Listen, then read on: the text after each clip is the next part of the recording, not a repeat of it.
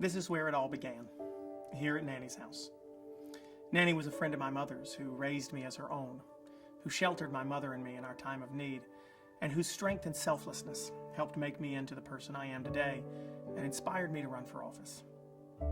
This room is where 9 months ago I announced my run for Congress, and this is where I wanted to come as we end our campaign and say thanks.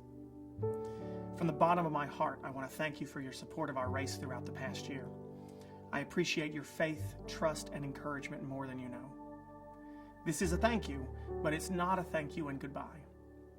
As I know very well, a second place finish doesn't mean the end, and it certainly doesn't mean the work is done. Tuesday night may not have gone our way, but that doesn't mean that now is the time to stop fighting. Far from it. All around this country and this state, people are still hurting from a Washington culture that allows some voices to be heard while drowning out the voices of others. Too many American children are deprived of a quality education. Too many families work multiple jobs and still struggle to keep the lights on and the water running. Too many veterans are left living on the streets by a government that cares about the votes, but not the voters. Those voices still aren't heard by those who say they represent us. That problem wasn't solved election night, not in our district, and not in other districts and states around the country. Too many needs are unmet in this nation. Too many voices are still silenced and forgotten every day. And too many stories are untold. This campaign for me was always about listening to the stories of people in North Carolina and amplifying them. It was about using my voice to speak out loudly for those in North Carolina whose voices are silenced and ignored. About drawing awareness to the needs of the overlooked and forgotten, and doing it in a way that makes people sit up and pay attention. Throughout this campaign, we were able to bring attention to the issues facing the people of the 2nd District and the people of North Carolina.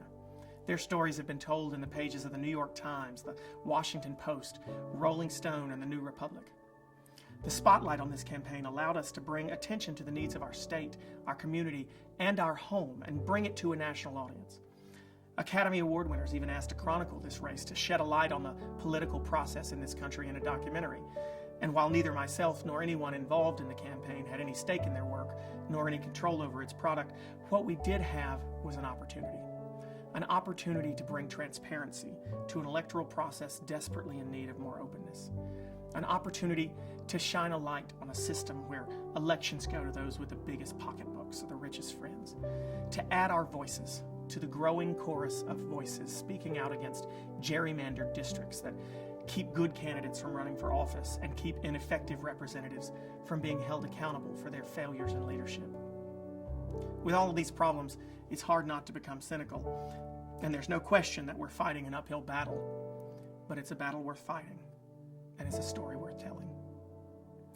As Nanny always used to say to me, when God closes one door, he opens another.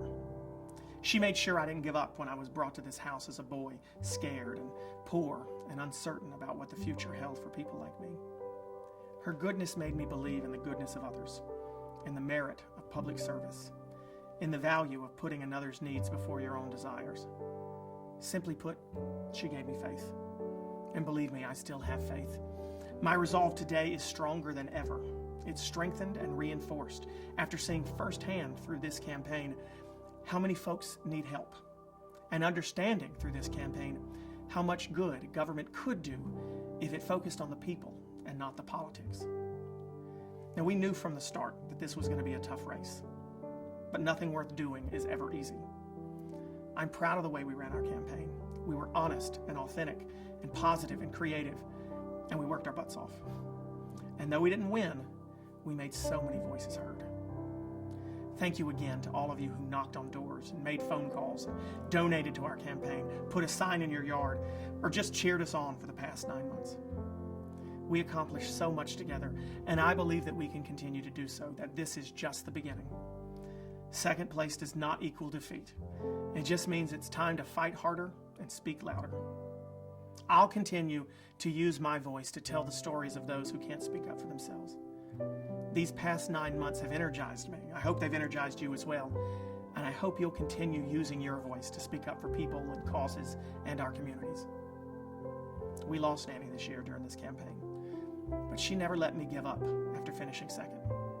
And I don't intend to start letting her down now.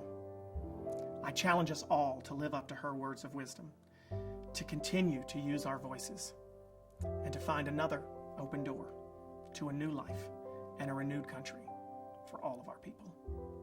Thank you for watching. Now let's get back to work.